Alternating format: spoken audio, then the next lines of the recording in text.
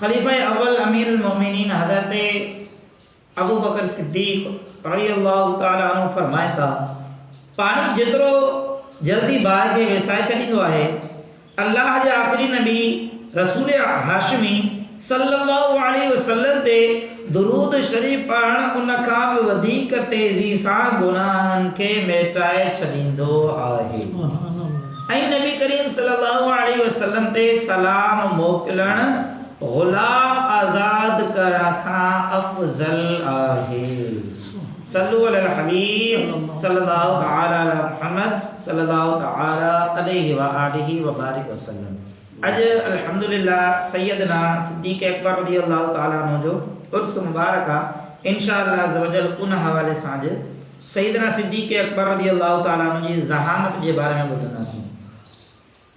खादिम रसूल हज़रत अनस बिन मालिक रज़ियल्लाहु ताला अन्हु का रिवायत आहे फरमाइनि था हिकु ॾींहुं हिकु यहूदी हज़रत अबू बकर सिद्दीक़ रज़ियल्लाहु ताला अन्हु वटि हाज़िर थी चयो अल्लाह पाक जंहिं हज़रत मूसा अलैहिस्सलाम खे कलीम बणायो जबल तूर ते घुराए उन्हनि खे पंहिंजो कलाम ॿुधायो उन्हनि सां कलाम कयो उन सचे ख़ुदा जो कसम इन्नी लउहिब्बुक ए अबू बकर रज़ियल्लाहु ताला अन्हु मां अवां सां मोहब्बत कयां थो।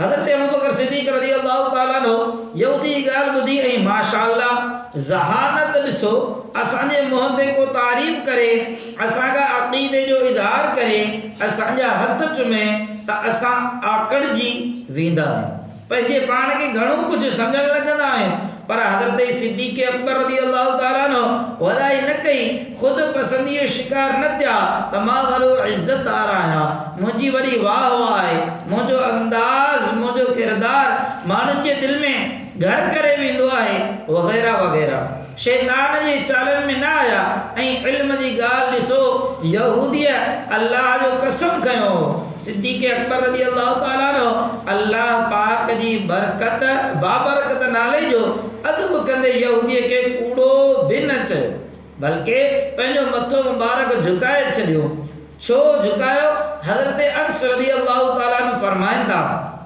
यहूदियुनि खे नज़रअंदाज़ करणु उनखे कम तर करण जे लाइ जॾहिं पाण उनखे ॿुधाइण चाहियो थे त तव्हां मूंसां मोहब्बत जी दावा त करे रहिया आहियो पर मुंहिंजे आका अलैहिस्सलातु वस्सलाम सां मोहब्बत करे उनजो कलमो पढ़ी उनजी ग़ुलामी में नथा अचो। यादि रखो अबू बकर जो अक़ीदो आहे जेको मुंहिंजे आका जो आहे उहो मुंहिंजो आहे जेको उनजो नाहे मुंहिंजो नाहे।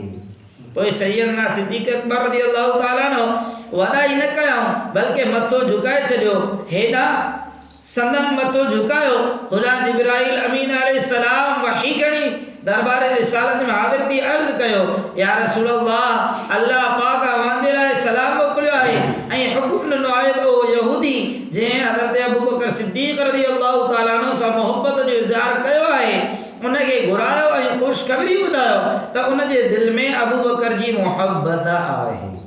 अल्लाह पाक उन मोहब्बत की बरकत सां उनखे जहन्नम जे ॿिनि मुसीबतुनि खां आज़ादी ॾींदो। नंबर 1 न उनजे पेरनि में ॿेड़ियूं विधियूं वेंदियूं न कीचीअ में ज़ंजीरूं विधियूं वेंदियूं। आज़ाद ॾिनो वेंदो उन काफ़र खे पर अल्लाह पाक केॾो रहीम आहे जो भलारे सां मोहब्बत सहाबी सां मोहब्बत जी निस्बत सां उनखे आज़ाब घटि कयो। प्यारे हुज़ूर अलैहिस्सलातु वस्सलाम यकदम यहूदी खे घुरायो अल्लाह जो पैगाम ॿुधायो ओ पैगाम ॿुधंदे ई यहूदी दिलि में रोशनी चमकी ख़ुश थी उन आसमान ॾांहुं निगाह खणी पढ़ियो अशहदु अल्ला इलाहा इल्लल्लाहु व अन्नक मुहम्मदुर रसूलुल्लाहि हक़्क़न मां शाहिदी ॾियां थो अल्लाह खां सिवा को इबादत जे लाइक़ न आहे ऐं अवां मुहम्मद रसूलुल्लाह अल्लाह जा सच्चा रसूल आहियो। यानी अल्लाह पाक पैगाम मोकिलियो उन यहूदी खे काउं ते आज़ाब घटि कंदुसि ऐं यहूदी जेको सो कलमो पढ़ी मुस्लमान थी वियो। कुछ देर पहिरियां जेको यहूदी हो हाणे उनजी ज़िंदगी में इनकलाब अची चुको हो, पंहिंजी आइंदा ज़िंदगी उनखे कीअं गुज़ारणी आहे उन पंहिंजी नियत जो इज़हार कंदे चयो, या रसूल अल्लाह, उन रात जो कसम जंहिं अव्हांखे सचो रसूल बणाए मोकिलियो आहे, मां ज़िंदगी में कॾहिं बि अबू बकर जी मोहब्बत पंहिंजे दिलि मां घटि थियण कोन ॾींदुसि, बल्कि उनखे वधाईंदो ई रहंदुसि। और कयो, हाणे हू मुस्लमान आहे, रसूलुल्लाह जे साम्हूं सिद्दीक़ अकबर जी मोहब्बत दिलि में रखण ऐं उनखे वधाइण जो कसम खणी रहियो आहे। उन ते नबी करीम सल्लल्लाहु अलैहि वसल्लम उनखे छिड़ियो न, ओ न फरमायो त हाणे तव्हां मुस्लमान आहियो, हाणे सिर्फ़ु अल्लाह सां मोहब्बत कयो, हाणे क़ुरान सां मोहब्बत, हाणे कलमो पढ़ी चुका आहियो, हाणे अबू बकर जी न, बल्कि मुंहिंजी मोहब्बत ज़रूरी आहे। न इहे चयाऊं, बल्कि फरमायूं मुबारक हुजे, यानी तव्हांखे अबू बकर जी मोहब्बत जी सुञाणप थी वई, उनजी अहमियत तव्हांखे ख़बर पइजी वई, उनजी बरकत सां तव्हांखे ईमान नसीब थी वई। मुबारक हुजे, यानी आका अलैहिस्सलातु वस्सलाम उनखे मुबारक ॾिनी त सैयदना सिद्दीक़ अकबर रज़ियल्लाहु ताला अन्हु जी मोहब्बत जे करे तूं मुस्लमान थी। अंदाज़ो कयो अबू बकर सिद्दीक़ रज़ियल्लाहु ताला अन्हु जी मोहब्बत केतिरी बाबरकत आहे। हिन मोहब्बत जी बरकत सां हिकु यहूदी खे कलमो नसीब थी वियो। असांखे बि घुर्जे त अमीरुल मोमिनीन हज़रत सैयदना सिद्दीक़ अकबर रज़ियल्लाहु ताला अन्हु जी मोहब्बत के दिल में वधायूं। ओ मोहब्बत ईमानी मोहब्बत आहे ऐं हर मुसलमान जे लाइ ज़रूरी आहे त जाने ईमान नबियुनि जे सुल्तान सल्लल्लाहु ताला अलैहि वसल्लम फरमायो, अबू बकर सां मोहब्बत करण, उन जो शुक्रियो अदा करण मुंहिंजी उम्मत ते वाजिब आहे। यानी असांजे नबी अलैहिस्सलातु वस्सलाम फरमायो त अबू बकर सिद्दीक़ रज़ियल्लाहु ताला अन्हु सां तव्हांखे मोहब्बत करण वाजिब आहे। सिद्दीक़ अकबर रज़ियल्लाहु ताला अन्हु जी मोहब्बत दिल में वधायो, संदन सीरत पढ़ो, संदन किरदार के पंहिंजी ज़िंदगी जो हिस्सो बणायो। सिद्दीक़ अकबर रज़ियल्लाहु ताला अन्हु जी मोहब्बत बरकत वारी आहे। सिद्दीक़ अकबर जी मोहब्बत अल्लाह पाक के राज़ी करण जो ज़रिया आहे। सिद्दीक़ अकबर जी मोहब्बत रसूलुल्लाह सल्लल्लाहु अलैहि वसल्लम जो क़ुर्ब ॾियारींदी आहे। सिद्दीक़ अकबर जी मोहब्बत ईमान के पुख्तो कंदी आहे। सैयदना अब्दुल्लाह बिन उमर रज़ियल्लाहु ताला अन्हु का रिवायत है, आखिरी नबी अलैहिस्सलातु वस्सलाम जिन फरमायो, जे रात अबू बकर जी विलादत थी हुई, उन रात अल्लाह पाक जन्नत अदन जेका सब का अफजल जन्नत आहे। जन्नत जा 7 क़िस्म जन्नत, उन्हनि मां हिकिड़ी आहे जन्नत अदन जेका सब का अफजल जन्नत आहे। उनखे मुखातिब कंदे फरमायो, मूंखे मुंहिंजी इज़्ज़त ऐं जलाल जो कसम, मां तो में सिर्फ़ उनखे ई दाख़िल कंदुसि जेको हिन बार यानी सिद्दीक़ अकबर रज़ियल्लाहु ताला अन्हु सां मोहब्बत कंदो। अल्लाह पाक असां सभिनीनि खे ख़लीफ़ा अव्वल हज़रत अबू बकर सिद्दीक़ रज़ियल्लाहु ताला अन्हु जी बेपनाह मोहब्बत नसीब फरमाए। सल्लु अला हबीब सल्लल्लाहु ताला अला मुहम्मद सल्लल्लाहु अलैहि वसल्लम। सिद्दीक़ अकबर रज़ियल्लाहु ताला अन्हु जो मुख्तसर तारुफ़ ॿुधींदा। जानशिन मुस्तफ़ा ख़लीफ़ा अव्वल अमीरुल मोमिनीन हज़रत सिद्दीक़ अकबर रज़ियल्लाहु ताला अन्हु जो नालो मुबारक अब्दुल्लाह आहे ऐं संदन कुनियत अबू बकर ऐं संदन लक़ब सिद्दीक़ अतीक़ आहे। सुभान अल्लाह। सिद्दीक़ जी माना आहे घणो सच ॻाल्हाईंदा, पाण रज़ियल्लाहु ताला अन्हु सदाई सच ॻाल्हाईंदा हुआ। ऐं अतीक़ जी माना आहे आज़ाद। सरकारे आली वक़ार मदीने जे ताजदार सल्लल्लाहु ताला अलैहि वसल्लम हज़रत अबू बकर सिद्दीक़ रज़ियल्लाहु ताला अन्हु खे ख़ुशख़बरी ॾींदे फरमायो, अंत अतीक़ुम मिनन नार, यानी ए अबू बकर तव्हां जहन्नम जी बाहि खां आज़ाद आहियो। हज़रत अबू बकर सिद्दीक़ रज़ियल्लाहु ताला अन्हु जो ताल्लुक़ कबीला कुरैश सां आहे ऐं 7वीं पीढ़ीअ में संदन जो निस्बत रसूलुल्लाह सल्लल्लाहु अलैहि वसल्लम जे ख़ानदानी शजरे सां वञी मिले थी। आज़ाद मर्दन में सब खां पहिरियां सिद्दीक़ अकबर रज़ियल्लाहु ताला अन्हु इस्लाम क़बूल कयो। माशाअल्लाह संदन फज़ाइल कमालात जी छा ॻाल्हि कजे। अंबिया इकराम अलैहिस्सलाम खां पोइ अॻे पोइ सभिनी इंसाननि में सभ खां अफ़ज़ल ऐं आला आहिनि। इहा बि ख़बर पई त नबियुनि खां पोइ तमामु जेके अॻियां ऐं पोयां इंसान थींदा उन्हनि में अफ़ज़ल तरीन सैयदना अबू बकर सिद्दीक़ रज़ियल्लाहु ताला जेके इस्लाम जा पहिरियां ख़लीफ़ा बि थी गुज़रिया।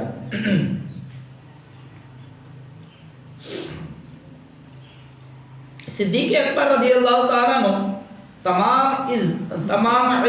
तमाम ग़ज़वात में शरीक थिया। सुलह ऐं जंग जे सभिनी फैसलनि में पंहिंजे हबीब दिल जे तबीब सल्लल्लाहु अलैहि वसल्लम जा वज़ीर बणिजी ज़िंदगी जे हर वाक़ ते पाण करीमन सल्लल्लाहु अलैहि वसल्लम जो साथ ॾेई जान निसारी ऐं वफ़ादारी जो हक़ अदा कयो। 2 साल 7 महीना मसन ते खिलाफत रौनक अफरोज़ रही। 22 जमादुल उखरा 13 हिजरी ते वफ़ात कई। पाण सब्ज़ गुंबद में पंहिंजे यारे गार रसूलन जे ताजदार सल्लल्लाहु अलैहि वसल्लम जे पहलू मुबारक में आराम फरमा आहिनि। मोहब्बत ॾिसो केतिरी नबी सां जो उन जे घर में आराम आहे। असांखे बि अलाह पाक दुआ त असांखे बि जन्नतुल बक़ी में नसीब फरमाए। जन्नतुल बक़ी त आका अलैहिस्सलातु वस्सलाम जो पाड़ो आहे। जंहिंखे नसीब थी वञे उहो ख़ुशि नसीब आहे। प्यारा इस्लामी भाइरो, अमीरुल मोमिनीन हज़रत अबू बकर सिद्दीक़ रज़ियल्लाहु ताला नंढपिण खां ई निहायत ज़हीन ऐं अक़ुलमंद हुआ। संदन उम्र मुबारक 4 सालनि जी हुई। नबी पाक सल्लल्लाहु अलैहि वसल्लम अञा नबुव्वत जो ऐलान न कयो हो। दुनिया में कुफ्र ऐं शिरक आम हो। सिद्दीक़ अकबर रज़ियल्लाहु ताला जो वालिद अबू क़हाफ़ा रज़ियल्लाहु ताला जेको वालिद साहब बि सहाबी हो रज़ियल्लाहु ताला जेको उन वक़्त ताईं कुफ्र जे दलदल में फाथल हो। उन टाइम जी ॻाल्हि आहे जॾहिं 4 सालनि जा हुआ सैयदना सिद्दीक़ अकबर। हिकु ॾींहुं संदन वालिद हज़रत अबू बकर सिद्दीक़ रज़ियल्लाहु ताला खे पंहिंजी इबादत खाने में वठी वियो ऐं पत्थर जे ठहियल कूड़नि ख़ुदानि अॻियां बीहारे चयो, पुट ही तुंहिंजा बुलंद बाला ख़ुदा जेके बुत हूंदा आहिनि उन्हनि खे चयो त वालिद साहब चए थो, पुट ही तुंहिंजा ख़ुदा बुलंदो बाला आहिनि, उन्हनि खे सजदो कर। अस्तग़फिरुल्लाह अस्तग़फिरुल्लाह। ओ चई हज़रत अबू क़हाफ़ा हिकु पासे हलिया विया ऐं कंहिं ॿिए कम में मसरूफ़ थी विया। हाणे सिर्फ़ु सैयदना सिद्दीक़ अकबर रज़ियल्लाहु ताला ऐं साम्हूं पत्थर जूं मूर्तियूं हुयूं। पाण रज़ियल्लाहु ताला थोरो अॻिते वधी हिकु मूर्ति जे वेझो वञी चयो, मां बुखायल आहियां, मूंखे खाधो खारां। हिकिड़ी खे चई, मां बुखायल आहियां, मूंखे खाधो खारां। उहो बेजान पत्थर हुआ, न उन्हनि जी ॻाल्हाइण आयो थे न ई ॻाल्हाए सघिया पे। एतिरे में सिद्दीक़ अकबर ॿियो सुवाल कयो, मूं वटि कपिड़ा न आहिनि, मूंखे कपिड़ा ॾियो। पत्थर छा ॻाल्हाए। हाणे हज़रत सिद्दीक़ अकबर खे जलाल आयो। पाण रज़ियल्लाहु ताला हिकु पत्थर खणी चयो, मां पत्थर हणां थो, जेकर ख़ुदा आयो त पाण खे बचाए ॾेखारियो। नंढड़ा हुआ पर एतिरी ॾिसो सम्झ हुई। चवनि पिया त मूंखे कपिड़ा ॾे, मूंखे मानी ॾे, हू ॿुधाई पत्थर बि हूंदो आहे। पोइ पत्थर खणी चयो त हाणे जेकॾहिं तव्हां ख़ुदा त पंहिंजे पाण खे बचायो। केतिरी ज़हानत हुई। अल्लाह अकबर। 4 सालनि जो ॿार, असांजे उनजे बाज़ूअ में केतिरी ताक़त हूंदी, केतिरो ज़ोर सां पत्थर हणी सघंदो। पर हज़रत अबू बकर सिद्दीक़ रज़ियल्लाहु ताला जे बाज़ू जी ताक़त ॾिसो। पाण मूर्ति खे पत्थर हयो, उहा मूर्ति संदन बाज़ू जी ताक़त खे बर्दाश्त न करे सघी ऐं मुंहुं भर ज़मीन ते किरी टुकड़ा टुकड़ा थी पई। उन जे किरण जो आवाज़ ॿुधी हज़रत क़हाफ़ा पुछियो, भॼंदो आयो, पंहिंजे बातिल ख़ुदा जो हाल बेहाल ॾिठो त कावड़ वचा हज़रत अबू बकर खे थफ हईं ऐं बाह मां पकड़े घर वठी आयो। संदन अमड़ खे चयाईं, ॾिस अॼु तुंहिंजे लाल ई कारनामो कयो आहे।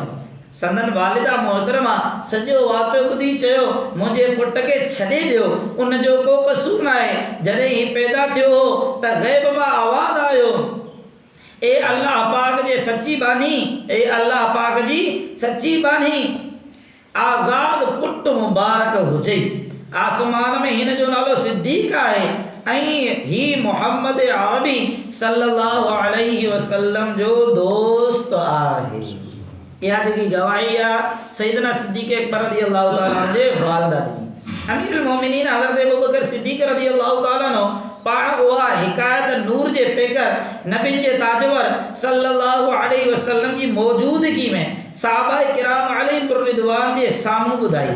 जॾहिं ॿुधाए मुकमल कई त हज़रत जिब्राइल अमीन अलैहिस्सलाम हाज़िर थी टे भेरा चयो सदक़ अबू बकर सच चयो। यानी सैयदना जिब्राइल अलैहिस्सलाम आया ऐं चवनि था त अबू बकर सिद्दीक सच चयो सच चयो सच चयो। जिब्राइल अमीन अलैहिस्सलाम जेके आहिनि उहे तमामु फ़रिश्तनि मलाइकनि जा सरदार। प्यारे इस्लामी भाइयों, हिन हक़ाइक़ खे साम्हूं रखंदे अंदाज़ो लगायो अल्लाह पाक अमीरुल मोमिनीन हज़रत अबू बकर सिद्दीक़ रज़ियल्लाहु ताला अन्हु खे केतिरी ज़हानत ऐं अक़ुलमंदी सां नवाज़ियो हो। 4 सालनि जी उमिरि केतिरी उमिरि हूंदी आहे, आम तौर हुन उमिरि जे ॿारनि खे चङी तरह सां मानी खाइण न ईंदी आहे।